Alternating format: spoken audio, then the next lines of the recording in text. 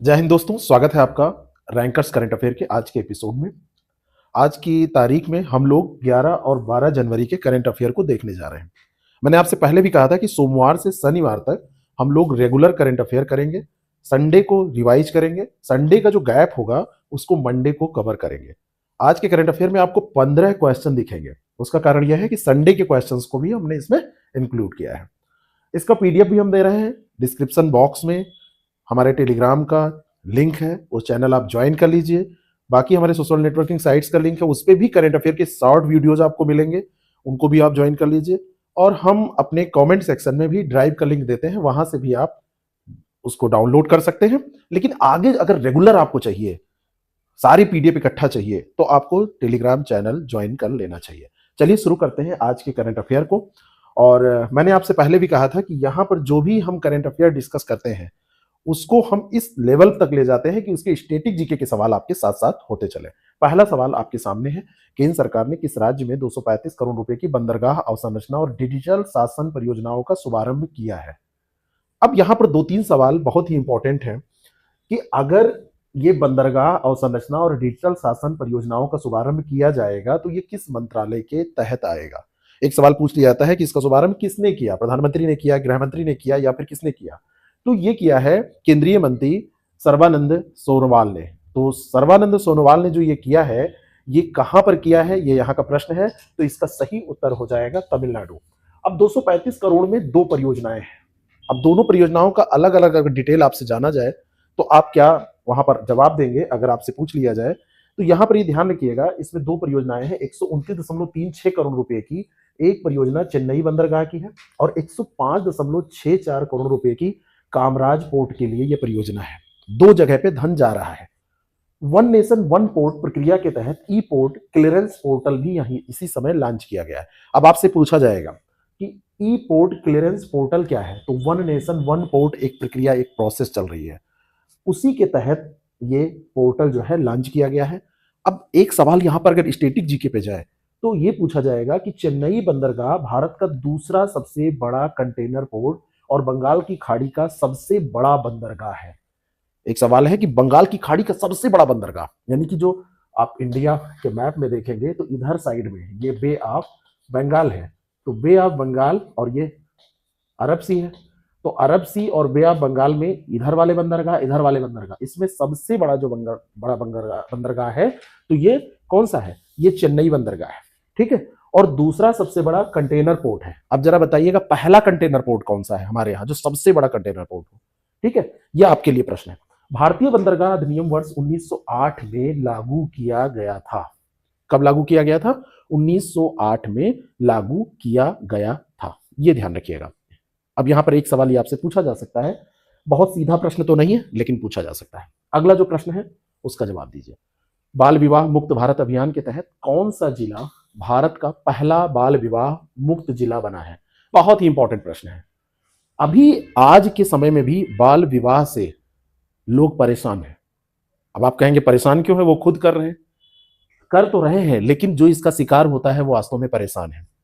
आपको मैं बताना चाहता हूं कि छत्तीसगढ़ का एक जिला है बालोद जिला, भारत का पहला ये ऐसा जिला बना है जहां पर बाल विवाह अब नहीं किसी व्यक्ति का हो रहा है, ऐसा आप कह सकते हैं। तो यहां पर एक सवाल बनता है कि बाल विवाह मानेंगे किसको? अगर 18 साल से कम उम्र की किसी लड़की का विवाह या 21 साल से कम उम्र के किसी लड़के का विवाह किया जाता है तो उसको बाल विवाह की श्रेणी में रखा जाता है।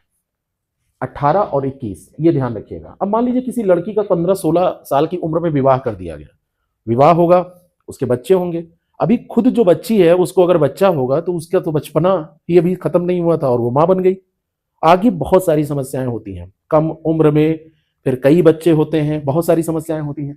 अब इन चीजों को अगर देखा जाए तो इसमें पाया यह गया कि 2026 तक बाल विवाह की दर को हमने सोचा कि 10% तक कम करेंगे। यानी कि अभी पूरा सफाया नहीं किया जा सकता कि बाल विवाह बिल्कुल समाप्त कर दिया जाए पूरे भारत से, 10% तक कम करेंगे और 2030 तक इसे समाप्त करना है। तो एक सवाल यहां पर बनेगा कि कब तक समाप्त करना है? तो 2030 तक समाप्त करना है। समाप्त कहां हुआ है? बालोद जिला। कहां पर है? छत्तीसगढ़ में। अब ये 21-18 जो हमने आपको बताया है, इसका एक अभी आंकड़ा आया था नेशनल फैमिली हेल्थ सर्वे, ये 5 राष्ट्रीय परिवार स्वास्थ्य सर्वेक्षण 5 जो रिपोर्ट आई, इसमें 23% महिलाओं का विवाह अभी 18 साल से पहले हो जाता है। सोच के देखिए, 1/4 महिलाओं का विवाह अभी भी 18 वर्ष से पहले हो जाता है। 2006 का एक अधिनियम है जिसके तहत बाल विवाह को निषेधित किया जाता है, यानी कि बाल विवाह से संबंधित अगर कानून की बात की जाए तो 2006 का अधिनियम है हमारे यहाँ। एक अधिनियम आप इतिहास में पढ़ते हैं, स्टैटिक जीके के लिए बहुत इंपॉर्टेंट है, कि शारदा अधिनियम 1929 का, उसी में भारत में बाल विवाह की आयु को निर्धारित करने का पहला प्रयास किया गया था।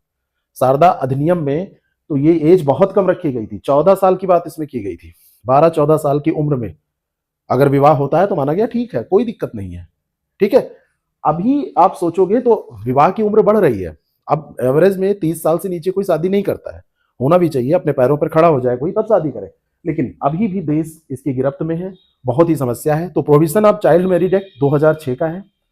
अब 2 क्वेश्चन आपसे मैं जानना चाहता हूं, कौन सा हमारा संविधान का आर्टिकल है, संविधान का कौन सा आर्टिकल है जो जीवन और व्यक्तिगत स्वतंत्रता के अधिकार के तहत शोषण के विरुद्ध संरक्षण प्रदान करता है। और अगर 18 साल से कम उम्र के किसी व्यक्ति का विवाह किया जाता है, खास करके महिला का विवाह किया जाता है, तो उसका शोषण ही हो रहा है, मानसिक, शारीरिक, हर तरीके से। तो अगर ऐसा पूछा जाए तो यह है आर्टिकल 21, ये मोस्ट इंपॉर्टेंट है। शारदा अधिनियम आप याद रखेंगे कब का है, ये 1929 का है। ये 2 सवाल आपके तैयार हो गए। 2006 का ये अधिनियम है बाल विवाह निषेध, ये तीसरा सवाल तैयार हो गया। कब तक समाप्त करने का लक्ष्य रखा गया है, 2030, ये चौथा सवाल तैयार हो गया। और बालोद पहला जिला है, कहां पर है, छत्तीसगढ़ में, ये 5वां सवाल आपका तैयार हो गया। डिजिटल पुलिसिंग के आधार पर ICJS 2.0 राष्ट्रीय रैंकिंग में किस राज्य की पुलिस ने प्रथम स्थान प्राप्त किया है? डिजिटल पुलिसिंग के आधार पर ICJS 2.0 बहुत ही इंपॉर्टेंट प्रश्न है, और ये स्थान जो प्राप्त किया है वो है उत्तराखंड। इसके अंक अगर आपसे पूछ लिए जाएं तो 93.46 अंक इसको मिले हैं। ठीक है, राष्ट्रीय स्तर पर प्रथम स्थान है, द्वितीय स्थान पर ये हरियाणा है, ये सेकंड स्थान पर आपका हरियाणा है, और थर्ड स्थान पर आप देखेंगे तो थर्ड पर आपका असम आता है। उत्तराखंड, हरियाणा और असम ये आते हैं।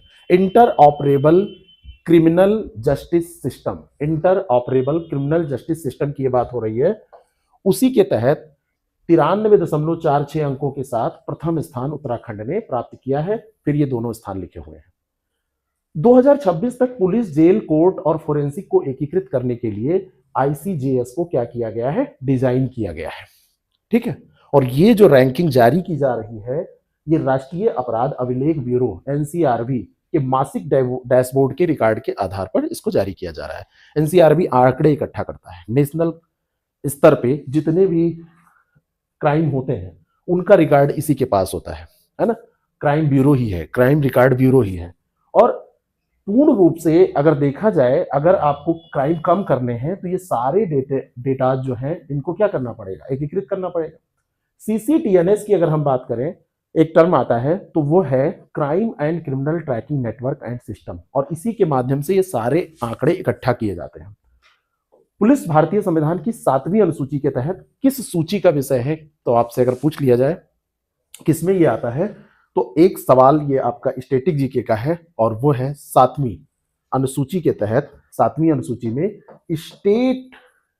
स्टेट का विषय है, ये राज्य सूची का विषय है। किसमें आता है, जैसे आप देखते होंगे Maharashtra police, Uttar Pradesh police, Uttarakhand police, कहीं नहीं लिखा रहता है कि भारत पुलिस, ऐसा लिखा नहीं मिलता है। ठीक है, तो ये ध्यान रखिएगा, इसीलिए ये राज्य सूची याद रखिएगा। सड़क निर्माण के लिए किस सामग्री का व्यावसायिक रूप से उत्पादन करने वाला भारत विश्व का प्रथम देश बन गया है? सड़क निर्माण के लिए अभी तक इसका सड़क निर्माण में उपयोग भारत के अलावा किसी अन्य देश ने नहीं किया है। ठीक है, plastic bitumen, bio bitumen, steel slag और ग्रीन सीमेंट। अब देखिए यहां पर आप देखेंगे प्लास्टिक, तो प्लास्टिक कोई नई चीज नहीं है। भारत में जो रोड डेवलपमेंट का काम है वो भी बृहद पैमाने पर चल रहा है, ये तो ऐसे ही कट जाएगा। स्टील स्लैग ये भी यूज ही होते हैं पुल उल बनाने में, ये भी कट जाएगा। ये दोनों में कंफ्यूजन होना चाहिए, बायो और ग्रीन सीमेंट और बायो बिटुमेन में। तो इसका सही आंसर है बायो बिटुमेन। बायो बिटुमेन जो बनाया जा रहा है वो किससे बनाया जा रहा है, वो जैसे पराली की समस्या है, जो कृषि अवशिष्ट है, कृषि अवशिष्टों को अगर उन अपशिष्ट को जलाने के बजाय उसको सड़ा गला दिया जाए और उसको एक मशीन से ऐसे कुछ कर दिया जाए कि वो मतलब आपके रोड बनाने के यूज में आ जाए। आप ऐसे इसको समझिए। अभी तक ये प्लास्टिक से, और प्लास्टिक कहाँ से निकलता है? पेट्रोलियम पदार्थों से। पेट्रोलियम पदार्थों से इसका दोहन किया जाता था और सड़क बनाने में इसका उपयोग करते थे। अगर ये बना तो इससे एक तरफ पराली की समस्या दूर हुई, जिससे दिल्ली जैसे शहर में जहां पर इतनी ज्यादा प्रदूषण की भयावह स्थिति है वो कहीं ना कहीं कम हो जाएगी, वो समस्या कम होगी ना।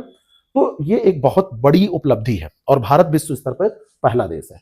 नितिन गडकरी केंद्रीय मंत्री, उन्होंने घोषणा की कि सीएसआईआर ने एक तकनीक डेवलप की है, बायो विटामिन का उत्पादन करने की तकनीक है। भारत पहला देश है और पराली जलाने से होने वाले प्रदूषण को कम करने में इसमें मदद मिलेगी। अब एक हमारे यहाँ योजना, उसको आप जानते होंगे, waste to wealth, waste to wealth और आत्मनिर्भर भारत विजन, यानी कि हम दूसरे से ज्यादा अपने पे यकीन करते हैं। हम बाहर से चीजें नहीं मंगाएंगे, अपने आप डेवलप करेंगे और वेस्ट से हम क्या करेंगे? वेल्थ का निर्माण करेंगे।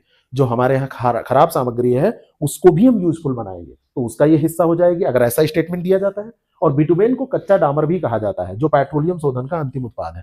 अब रोड बनती है तो डामर देखते हैं ना, पैर में अगर आप जूते ऐसे पहन के जाएंगे ना, चिपक जाएगा, कार में चिपक जाता है, बाइक में, साइकिल में चिपक जाता है। और भारत का राष्ट्रीय राजमार्ग नेटवर्क दुनिया का सबसे बड़ा नेटवर्क है, तो भारत जैसे देश में इसकी जरूरत भी खूब ज्यादा पड़ रही है। हमारे यहाँ रोड खूब तेजी से बन भी रही है।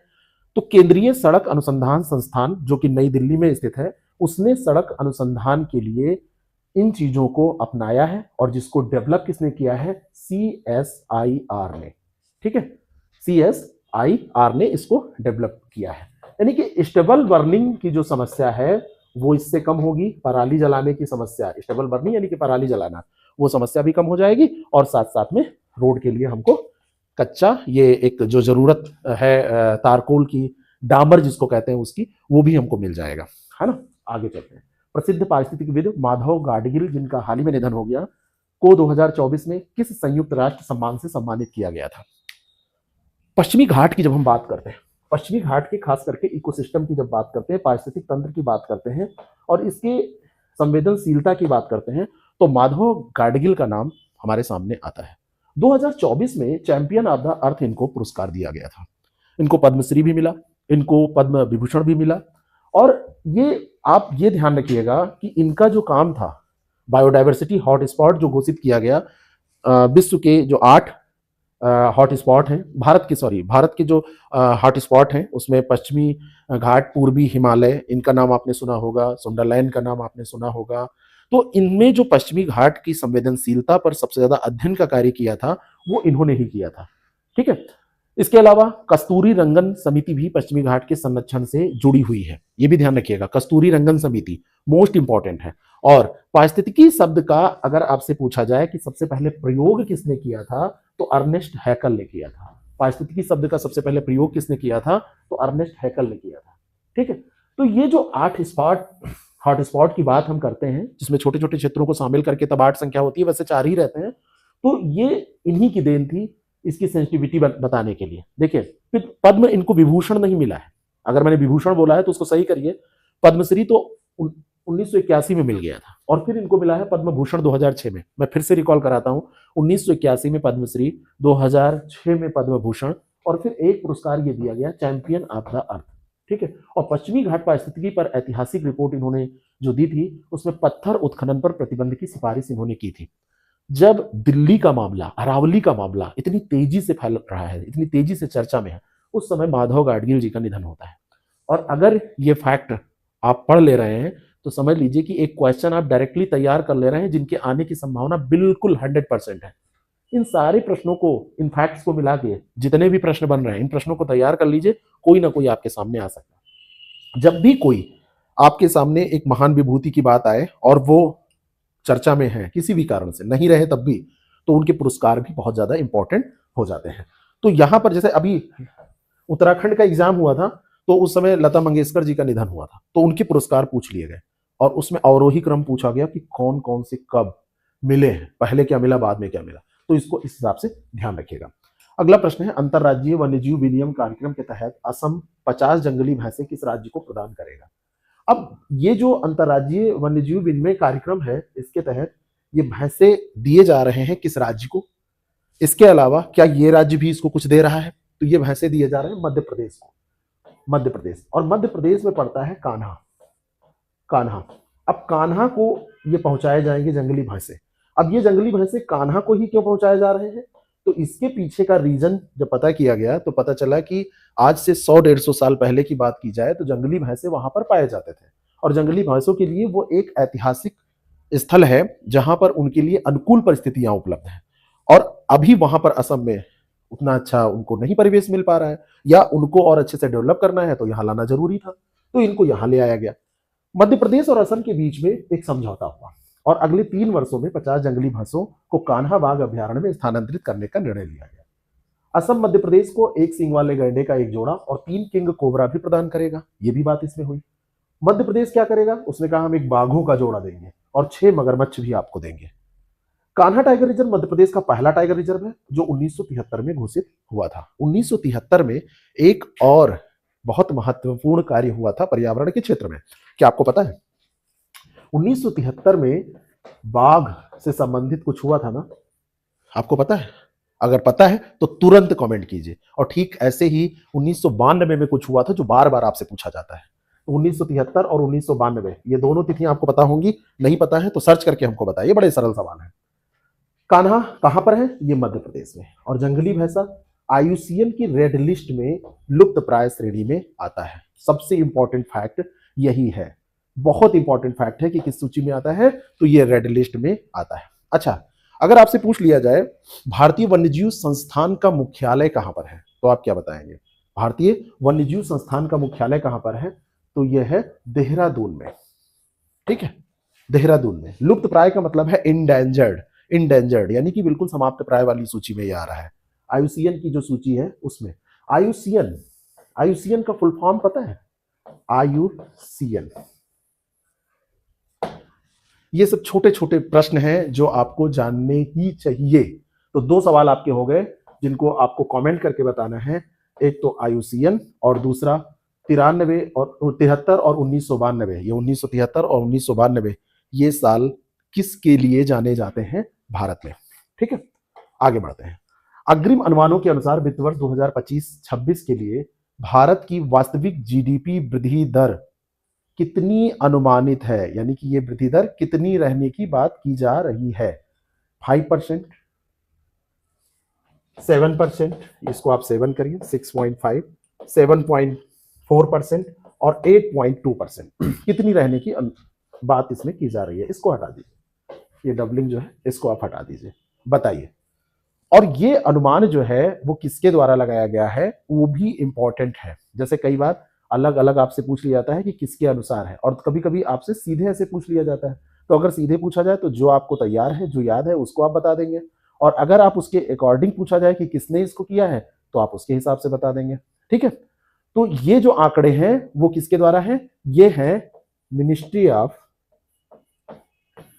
क्या है? एसपीआई, कार्यक्रम कार्यान्वयन मंत्रालय, स्टेटिक्स प्रोग्राम जो आपकी मिनिस्ट्री है उसके द्वारा जो 2025-26 के आंकड़े जारी किए गए हैं, इसमें ये 7.4% रहने का अनुमान व्यक्त किया गया है। अब आप देखोगे तो सेवा क्षेत्र इस वृद्धि का मुख्य चालक होगा। कभी भी आपसे पूछा जाता है तो सबसे आगे सेवा क्षेत्र ही होता है, सेवा क्षेत्र से ज्यादा कहीं पे नहीं। और उसके इसमें वित्तीय और रियल एस्टेट सेवाओं में 9.9% की वृद्धि है, ये भी सवाल आपसे पूछा जाएगा।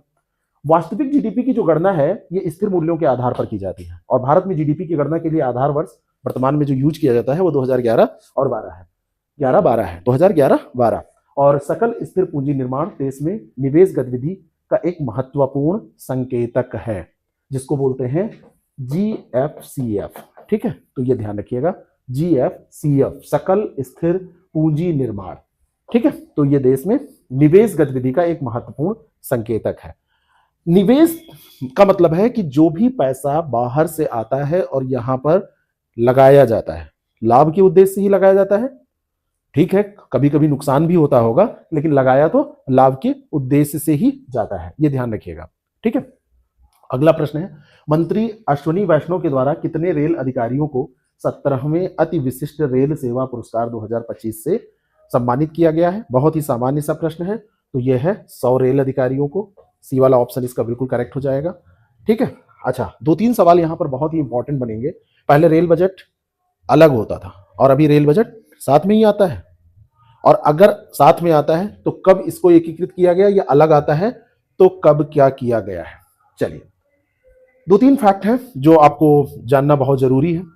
रेल मंत्री हैं अश्विनी वैष्णव, 100 रेल अधिकारियों को इन्होंने सम्मानित किया है। सम्मान जो दिया गया है उसके समय ये भी बात की गई कि रेल दुर्घटनाओं की औसत संख्या 170 से घटकर लगभग 12 रह गई है। भारतीय रेलवे का राष्ट्रीयकरण 1950 में किया गया था। अति विशिष्ट रेल सेवा पुरस्कार भारतीय रेल के सर्वोच्च सम्मानों में से एक माना जाता है, और भारत की पहली रेल 16 अप्रैल 1853 को बोरी बंदर से ठाणे के बीच में चली थी। ये आपका एक स्टैटिक जीके का सवाल है। अब जरा हमको बताइए कि वर्तमान समय में रेल बजट अलग से आता है या सामान्य बजट जो हमारा आम बजट होता है, आम बजट के साथ ही आता है। ये आज का अगला प्रश्न है। और अगर साथ है तो कब से, और अगर अलग अलग आता है तो कब से। बड़ा छोटा प्रश्न है। हमारी वित्त मंत्री जो निर्मला सीतारमण है वो पेश करती हैं या फिर अलग से पेश होता है, कमेंट करके बताना। दीव में आयोजित खेलो इंडिया बीच गेम्स 2026 में किस राज्य ने पदक तालिका में शीर्ष स्थान हासिल किया? गोवा, तमिलनाडु, उड़ीसा और दमन दीव। यहां पर सही आंसर हो जाएगा तमिलनाडु। ठीक है, इसमें एक गेम है पेंचक सिलॉट।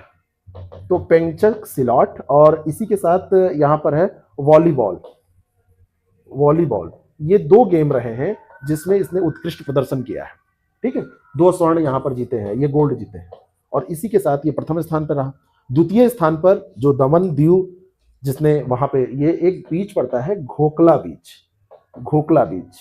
ठीक है, तो घोकला बीच, दमन दीव के घोकला बीच में ये आयोजित किया गया। और जो दमन दीव और दादरा नगर हवेली है वो क्योंकि सेकंड स्थान पर रहा है और साथ में वही आयोजक था, वही मेजबान था, तो उसका भी स्थान आपको ध्यान रखना है। अब यहां पर आपसे पूछा जाएगा कि ये पेंचक सिलॉट क्या है। तो पेंचक सिलॉट एक मार्शल आर्ट है। ये एक मार्शल आर्ट है, और ये मार्शल आर्ट जो मूलतः है वो इंडोनेशिया मूल की है। कहां पर है? ये मूलतः इंडोनेशियाई मार्शल आर्ट है और अंतर्राष्ट्रीय स्तर पर अब ये लोकप्रिय है। तो इसमें ये जीता है इसने। और आपको एक फैक्ट और तैयार रखना चाहिए कि दमन और दीव और दादरा नगर हवेली का विलय 26 जनवरी 2020 को किया गया था। उसके पहले ये 2 अलग अलग यूटी हुआ करते थे, और दमन दीव के घोकला बीच पर ही ये किया गया था आयोजन। तो 3-4 सवाल आपको यहाँ से तैयार रखने चाहिए। डीआरडीओ ने हैदराबाद स्थित डीआरडीएल सुविधा में किस इंजन का सफलतापूर्वक दीर्घकालिक जमीनी परीक्षण किया? तो यह है स्क्रैम जेट इंजन। इसकी जरूरत क्या है? जो स्क्रैम जेट इंजन होते हैं वो जब हम बात करते हैं, देखिए आप मिसाइल की जब बात करते हैं तो उसमें हाइपरसोनिक क्रूज मिसाइल की जब चर्चा होती है तो वहां पर आपने स्क्रैम जेट सुना होगा। स्क्रैम जेट हाइपरसोनिक का मतलब क्या होता है? मोर देन 5 मैक जिनकी स्पीड होती है, मोर देन 5 मैक जिनकी स्पीड होती है। तो 5 मैक से ऊपर, 5 मैक से अधिक, यानी कि ध्वनि की जो ध्वनि है, ध्वनि की गति से, ध्वनि की चाल से 5 गुना।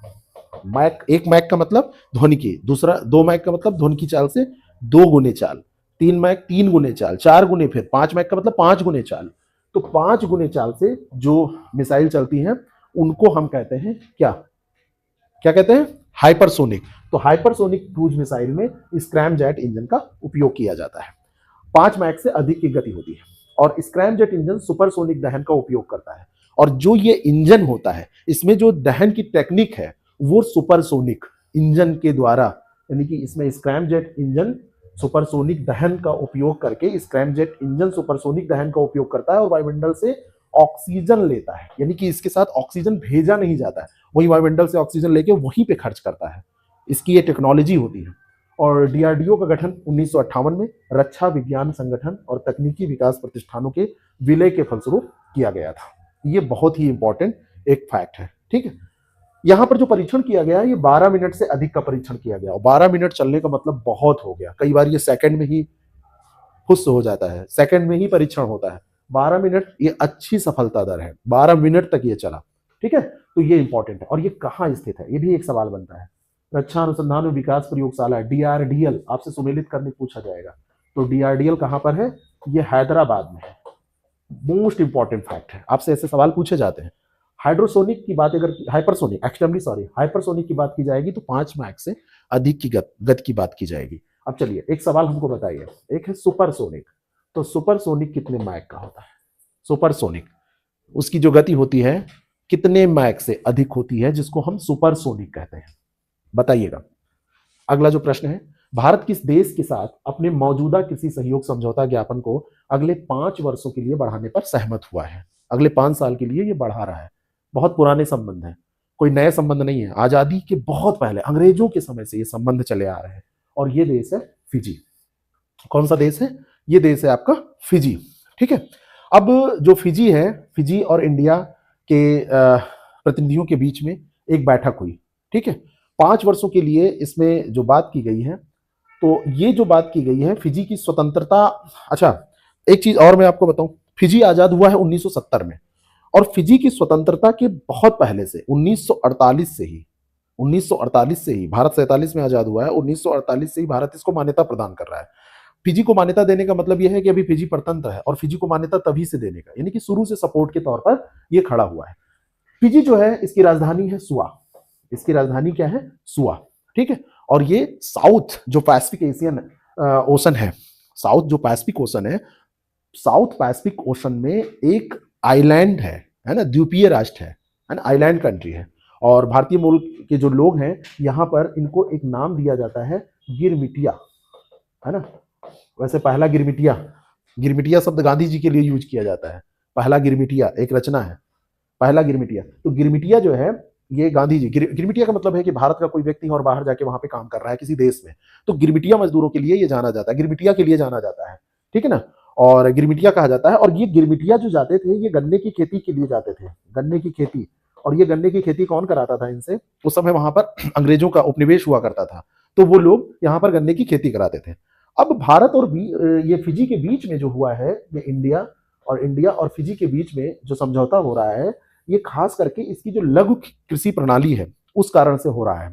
ठीक है, लघु कृषि प्रणाली, और साथ साथ में डिजिटल समाधान जो है, भारत के पास भी इस समय डेवलपमेंट देखा जाए तो एग्रीकल्चरल डेवलपमेंट में इनोवेशन खूब ज्यादा हो रहा है, खूब ज्यादा प्रयोग किए जा रहे हैं, और फिजी के भी कुछ अपने एक्सपीरियंसेस हैं, तो दोनों को मिला के। ठीक है, तो ये ध्यान रखिएगा, अंग्रेजों के समय से ही, यानी कि भारत आजाद जस्ट हुआ है और उसको सपोर्ट कर रहा है, तो कोई नए संबंध बिल्कुल नहीं है कि आप सोचे कि वो 2000 के आसपास हुए हैं, पहले से ये संबंध है। अगला, भारत और फिजी ने कृषि और खाद्य सुरक्षा के क्षेत्र में सहयोग को मजबूत करने के लिए, अच्छा ये तो मैं व्याख्या पढ़ रहा हूँ, सॉरी।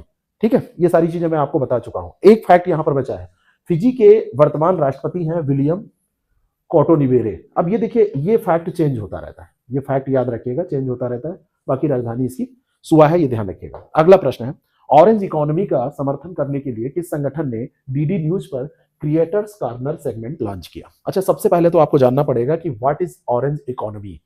ऑरेंज इकोनॉमी है क्या? अगर आपसे ये पूछ लिया जाए कहीं पर, तो आप इसको क्या बताएंगे? ऑरेंज इकोनॉमी किसे कहते हैं? वास्तव में जो ऑरेंज इकोनॉमी है, ये बोला जाता है रचनात्मक, क्रिएटिव, रचनात्मक जो इकोनॉमी की बात होती है। यहां पर कल्चरल वैल्यूज की बात की जाती है, सांस्कृतिक वैल्यूज की बात की जाती है, यानी कि कला, जो आर्टिस्ट है, जो संस्कृति है, इसकी बात की जाए, और जो नवाचार है इसकी बात की जाए, तो इस पर जो आधारित इकोनॉमी है उसको कहते हैं ऑरेंज इकोनॉमी। अब भारत में ऐसा कौन करेगा भाई? संस्कृति मंत्रालय अगर करेगी तो केवल संस्कृति की बात करेगी, बाकी चीजें रह जाएंगी। नीति आयोग करेगी तो कुछ करेगी, नई चीजों की बात कर सकती है, लेकिन उसको कल्चर की तो बात वैसे अधूरा लग रहा है। पीटीआई, अब देखिए यहां पर क्या है, समर्थन करने के लिए एक क्रिएटर कॉर्नर कहां गठित किया जाएगा? जहां पर कुछ दिखाया जा सके, तो प्रसार भारती। इस तरीके से आप एलिमिनेट कर सकते हैं आंसर को। जैसे मुझे ये क्वेश्चन नहीं आता अगर, तो मैं इसी तरीके से एलिमिनेट करता। तो प्रसार भारती में एक सेगमेंट लॉन्च किया गया है, ये आंसर इसका हो जाएगा।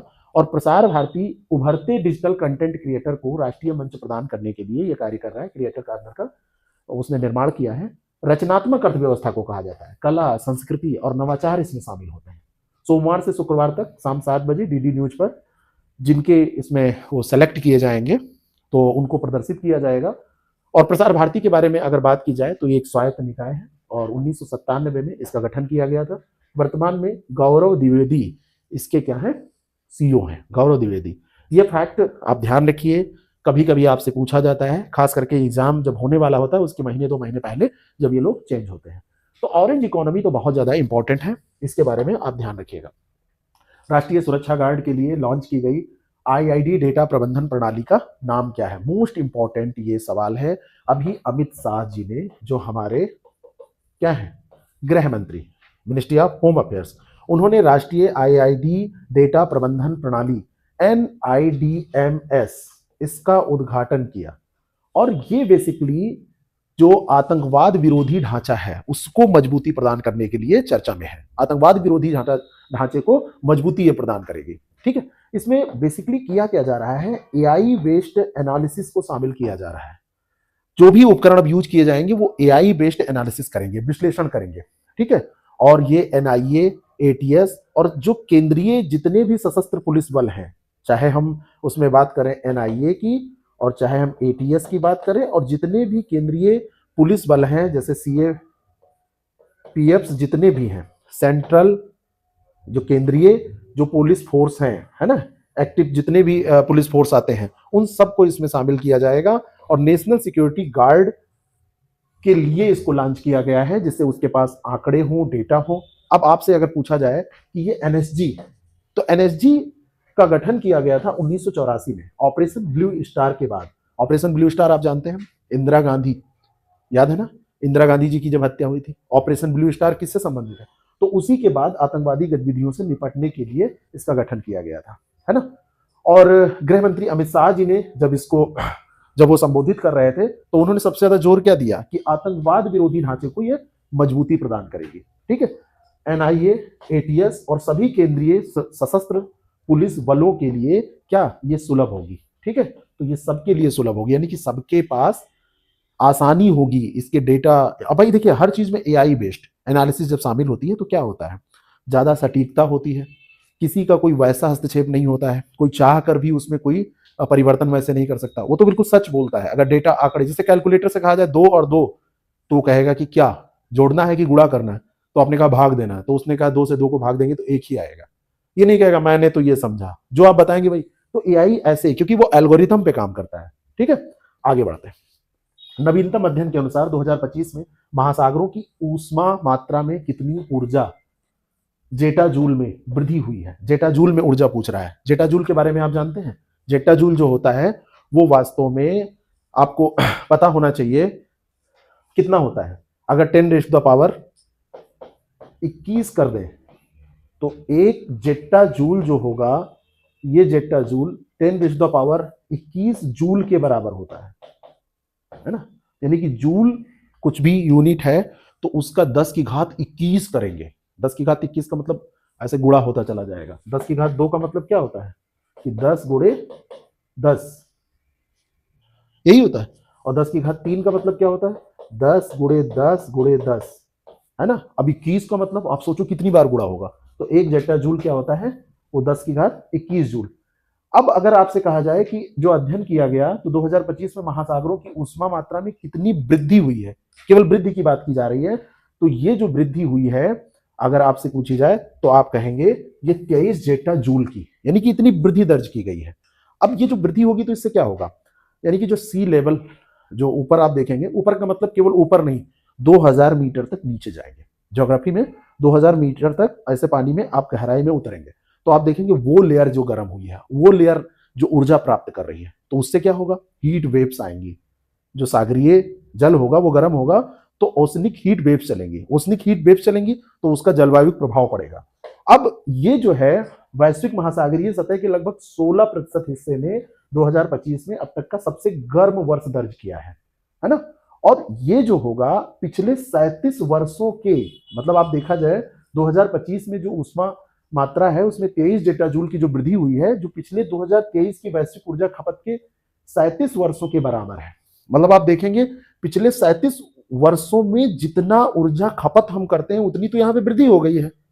कहा जाता है ना कि सोलर एनर्जी जो है वो सबसे बड़ा भंडार है, और वास्तव में अभी इतनी सोलर एनर्जी में क्षमता है कि अगर उसको यूज कर लिया जाए तो ये बिजली की दिक्कत तो वैसे ही समाप्त हो जाएगी। ठीक है, जेटा जूल के बारे में मैंने आपको बता ही दिया है। महासागर वायुमंडल से अतिरिक्त ऊष्मा का लगभग 90% हिस्सा अवशोषित कर लेते हैं, और महासागरों का गर्म होने का मतलब है थर्मल विस्तार, और इसके कारण समुद्र के स्तर में वृद्धि होगी, हीट वेव्स चलेंगे, बीमारियां फैलेंगी, जलवायु पे प्रभाव पड़ेगा, गर्मी बढ़ेगी, ये सारी समस्याएं होंगी ना, मानसिक तनाव होगा, चर्म रोग में वृद्धि होगी, आप सब जानते ही हैं।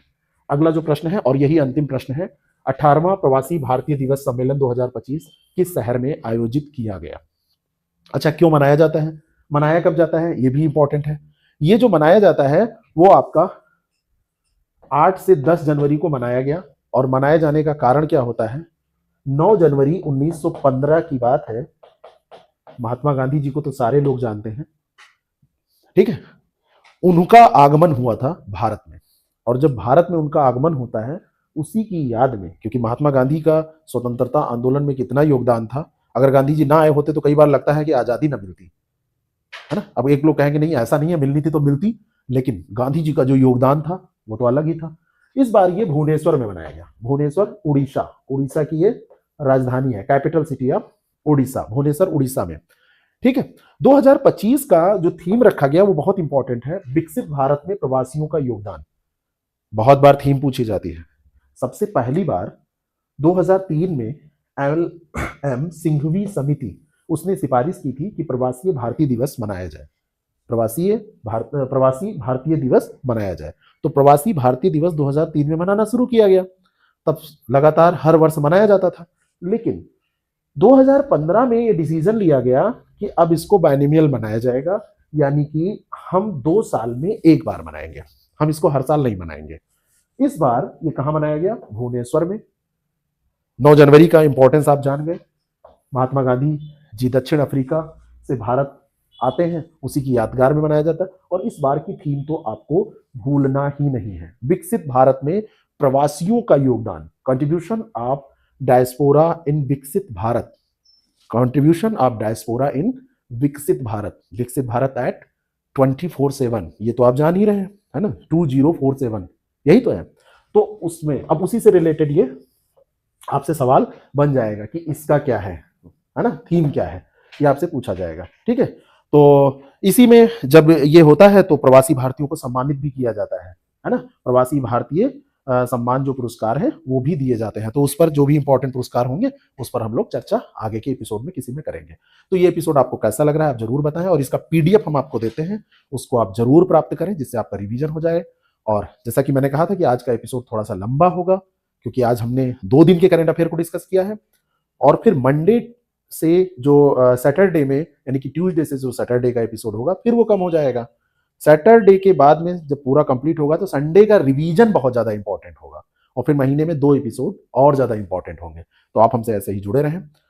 रैंकर्स नामा को तुरंत सब्सक्राइब करें, बेल आइकन को प्रेस करें, और अगर अच्छा लगता है तो इसको अपने स्टेटस पे लगा सकते हैं, ग्रुप्स में शेयर कर सकते हैं, अपने ग्रुप को इसमें साथ में जोड़कर आप पढ़ सकते हैं। और कोई भी दिक्कत हो तो दिए गए स्क्रॉल हो रहे नंबर पर आप कांटेक्ट कर सकते हैं। जय हिंद, फिर मिलते हैं नए एपिसोड में। आप लोग तब तक पढ़ते रहें, स्वस्थ रहें, मस्त रहें, और प्रयास करें कि आपकी रैंक प्रथम ही आए जो एग्जाम आप दे रहे हैं।